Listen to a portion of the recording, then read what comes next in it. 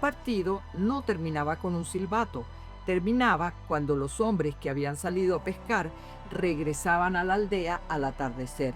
Después de una jornada entera de sudor, golpes y rebotes, preparaban un banquete. Luego de un descanso, danzaban para agradecer la abundancia y muchos amanecían llorando a los que habían partido al más allá. Para un europeo del siglo XVIII, esta era una rutina difícil de concebir, pero lo que más le inquietaba a Gumilla y no lo dejaba en paz era saber cómo era posible que aquella pesada pelota saltara tanto.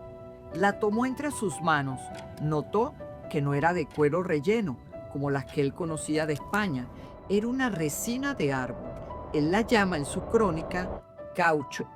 Por otra parte, en Europa, en esa misma época, los juegos de pelota se jugaban con vejigas de animales infladas o con cuero relleno de pelo, objetos que apenas los soltabas caían al suelo, incapaces de rebotar. Lo que Gumilla tenía entre sus manos era otra cosa, era tecnología avanzada, una tecnología que Europa todavía no tenía forma de entender. Y ese misterio, el misterio detrás del rebote, no estaba solo en el Orinoco. Nos va a llevar hasta el corazón mismo de Mesoamérica, a un árbol que los indígenas de allí llamaban el árbol que llora. Seguramente te estarás preguntando por qué no existía ningún juego como este en Europa. La respuesta está en la química de la pelota, en la savia de ese árbol que llora, que produce este tipo de látex. Pero aquí está el problema. El látex crudo no sirve para nada. Bajo el sol se derrite. Con el frío se quiebra y no aguantaría ni un solo golpe de hombro como los que vimos en el Orinoco. Así que hace más de 3.600 años, alguien en las selvas de lo que hoy conocemos como México resolvió un problema que Europa ni siquiera sabía que existía. Los pueblos indígenas de América dominaron una ciencia química exacta al transformar el látex del árbol que llora en un polímero estable mediante la mezcla precisa con el jugo de la enredadera que llamaban flor de luna. Este ingrediente biológico producía una reacción química similar a la del azufre, permitiendo una vulcanización orgánica que otorgaba a las pelotas una elasticidad y un rebote extraordinarios que asombraron a los europeos. Los antiguos químicos americanos demostraron una maestría técnica superior al ajustar proporciones específicas según la necesidad. Usaban una relación de 1 a 1 para maximizar el rebote en las pelotas de juego, pero una mezcla de 3 partes de látex por una de jugo de las flores para garantizar la durabilidad de las suelas de sus sandalias, adelantándose por más de 3.500 años al descubrimiento de la vulcanización por el azufre mineral realizado por Charles Goodyear en 1839. Pero para los olmecas no fue un accidente. La arqueología lo confirma. Se han encontrado pelotas de hule y ofrendas de caucho en sitios olmecas, como el Manatí en Veracruz, con más de 3.000 años de antigüedad. Es decir, esto no fue un hallazgo casual de una sola civilización, fue una tecnología creada, transmitida y perfeccionada a lo largo de cientos de años. Pero reducir esto a química sería quedarse corto. Muy fuerte, ¿no? Porque nunca antes se habían encontrado objetos preservados de madera, pelotas de hule. Son únicas en el mundo, únicas en el planeta y las más antiguas de Mesoamérica. Porque para las culturas mesoamericanas, esta pelota no era solo un objeto deportivo. La palabra náhuatl para hule es uli y viene de olín, que significa movimiento. Para ellos, esa pelota rebotando no era un simple juego físico, era un receptáculo de energía de tonalit que llamaban al sol, Y ese rebote, ese sube y baja constante, era una metáfora viva del recorrido del Sol por el cielo. Y aquí es donde la arqueología y los textos sagrados se encuentran. El Popol Vuh, el libro sagrado de los maya quiché, que apenas se conoció en Europa en los mismos años en que Gumilla andaba por el Orinoco, no describe el juego de pelota como un pasatiempo, lo describe como un escenario de una batalla entre la vida y el inframundo. En sus páginas, los hermanos Hunahpu y Sbalanque son convocados por los señores de Xibalbal, el inframundo, porque el ruido de su pelota golpeando la tierra molesta a los dioses del caos. Los gemelos terminan enfrentando a la muerte misma en una cancha de juego. Pero esto no es solo un mito de creación. Los arqueólogos han demostrado que las canchas de juego de pelota en sitios como Chichén Itzá o Copán están orientadas astronómicamente, alineadas con los solsticios con el recorrido del Sol o con los ciclos venusinos. El campo de juego no era solo una cancha, era un calendario, era un mapa del cielo hecho de piedra.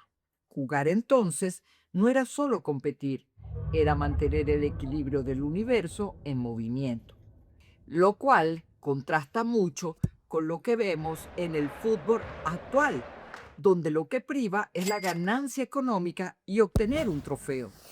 Esta ciencia, esta pelota, este ritual sagrado no se quedó allí, en una sola selva. Formaba parte de un ir y venir entre el norte y el sur. Porque aquella pelota, aquel conocimiento que la hacía posible, su simbología y su poder formaban parte de una red de intercambio que conectó a todo el continente. Hasta ahora hemos hablado del juego en el Orinoco y en Mesoamérica. Hemos visto la ciencia escondida en la resina de un árbol, pero no era solo allí, porque lo que hoy llamamos frontera no existía para esta pelota, sino cómo es posible que un jefe indígena en una isla del Caribe jugara con una pelota fabricada a cientos de kilómetros en las selvas de Yucatán. Cómo llegó un invento nacido en la selva tropical hasta las llanuras heladas de Norteamérica o hasta lo más profundo de la selva en Brasil. Bienvenidos a la verdadera red social de este hermoso continente que hoy llamamos América. Muchos investigadores describen el continente como una gigantesca H de comunicación.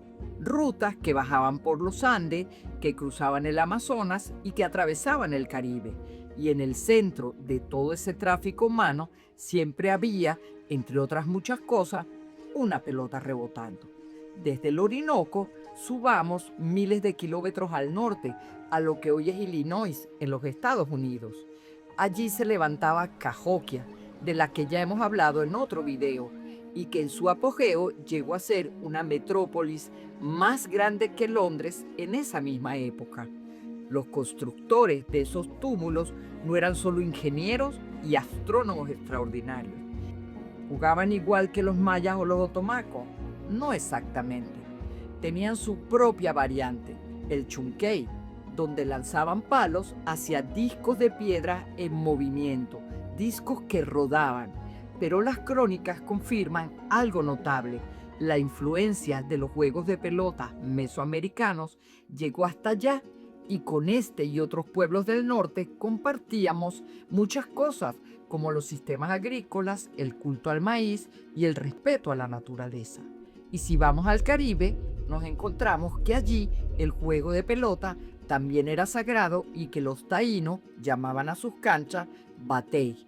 Incluso el mismo Colón en sus cartas menciona que los taínos y los caribes usaban pelotas de hule que en muchos casos eran compradas o robadas a los mayas de Yucatán. Imagina eso por un segundo, una pelota cruzando el mar en canoas para convertirse en el centro de un juego sagrado en las islas del Caribe como Cuba y Santo Domingo.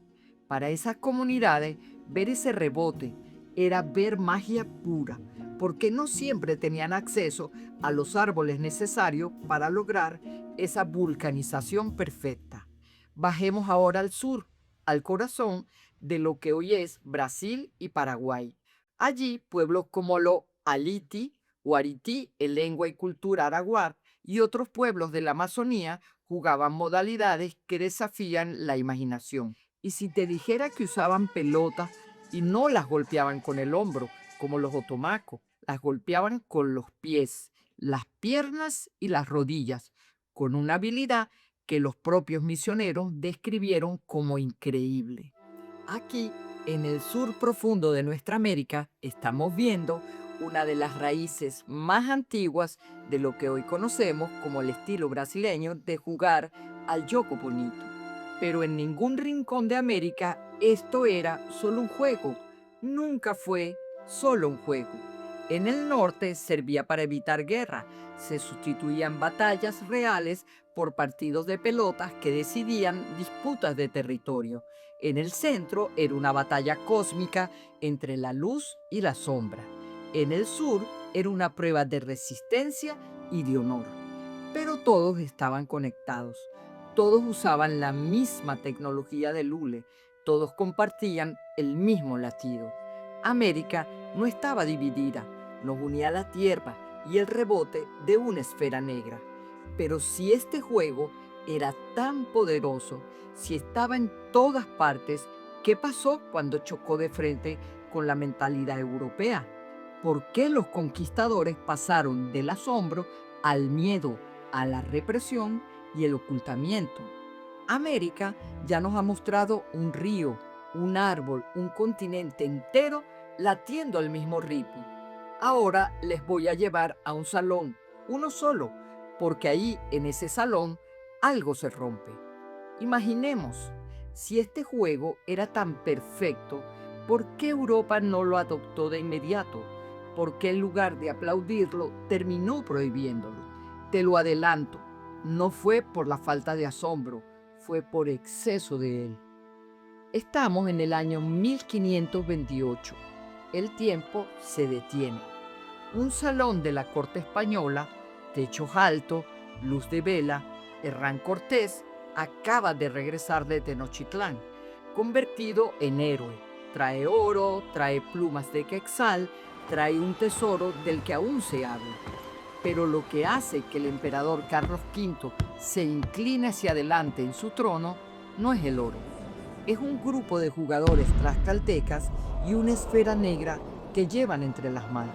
La sueltan al suelo y rebota y vuelve a rebotar. Sube casi a la altura de un hombre como si tuviera voluntad propia y sigue como si estuviera viva. En ese salón nadie respira.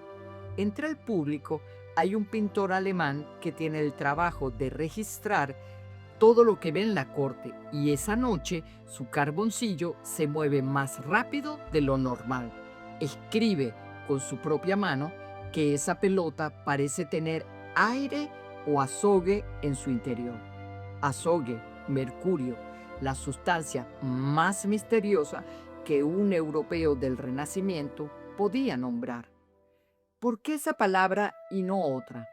Porque en toda Europa, en ese mismo instante, un niño jugando en una plaza solo conocía dos tipos de pelota: cuero relleno de pelo o una vejiga de cerdo inflada con aire. Ninguna era capaz de rebotar. Apenas la soltaba, caían y se quedaban allí en el suelo. Lo que estaban viendo desafiaba todo lo que la física de su época podía explicar. Y cuando algo desafía la física, la mente humana recurre a otra palabra: magia. Y aquí es donde la historia deja de ser sobre una pelota y empieza a ser sobre el miedo. Porque los frailes que llegaron después de los conquistadores no se conformaron con ver el rebote, quisieron entender qué significaba. Y empezaron a preguntar, y lo que encontraron no les gustó. Encontraron esa misma historia repetida con variaciones de pueblo en pueblo y llegaron a una conclusión que los heló por dentro. Para los pueblos de América, ese campo de juego no era un simple entretenimiento, era el lugar exacto donde se decidía el destino del sol, donde la vida discutía con la muerte. Si el juego movía a los dioses, Si estaba ligado a la sangre, a la fertilidad, al inframundo, entonces el juego era cosa del demonio. Y dieron la orden. Por otra parte, el hallazgo de marcadores en sitios sin canchas hace suponer la existencia extinta de ellas, destruidas circunstancial o intencionalmente para desaparecer el juego. Las canchas monumentales, esas que llevaban siglos alineadas con el sol y las estrellas, empezaron a ser destruidas. Las pelotas de hule quemadas. Un objeto que había sobrevivido 3000 años estaba a punto de desaparecer en apenas unas décadas.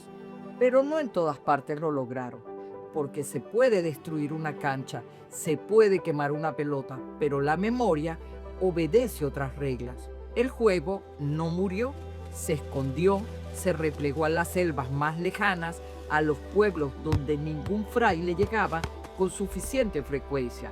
Y ahí, en esa clandestinidad, empezó a hacer algo que nadie en la corte española podría haber previsto. Empezó a mezclarse con lo que los propios europeos, sin saberlo, estaban trayendo consigo. Ese fuego que debía borrar el juego para siempre terminó siendo, sin que nadie lo planeara, el primer paso hacia algo completamente nuevo. Algo que hoy conoce muy bien. Y ahora te voy a demostrar algo muy importante. Hola, este es un saludo muy especial para todas esas personas que se han suscrito a la membresía del canal.